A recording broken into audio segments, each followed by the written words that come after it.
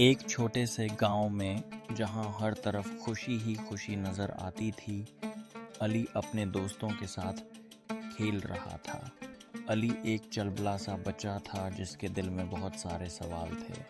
वो हमेशा नई चीजें जानने के लिए बेताब रहता था। अली और उसके दोस्तों ने एक पुराना सा संदूक देखा जो जमीन में आधा दबा हुआ था।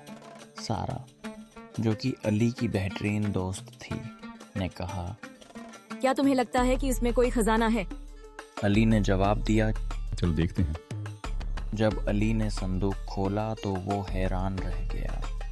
अंदर एक जादुई किताब थी। किताब से एक नरम सी रोशनी फूट रही थी और अली ने उससे कहा, ये तो ख्वाबों की दुनिया की किताब है। सब दोस्त हैरान थे कि ये किताब उनके गांव में कहां से आई। अली और उसके दोस्तों ने ख्वाबों की दुनिया में सफ़र शुरू किया। वहाँ की हर चीज़ जादुई थी। सारा ने कहा, ये तो वाकई एक ख्वाब जैसा है। और अली ने कहा, यहाँ हम कुछ भी कर सकते हैं, कुछ भी सीख सकते हैं। जब अली और दोस्त वापस आए तो उन्होंने अपनी मुहिमजोई के बारे में बात की। किताब ने उनको बताया कि वो हमेशा इस दुनिया में जा सकते हैं जब भी वो कुछ नया सीखना चाहें। ये किताब हमारे लिए एक तोहफा है, अली ने कहा।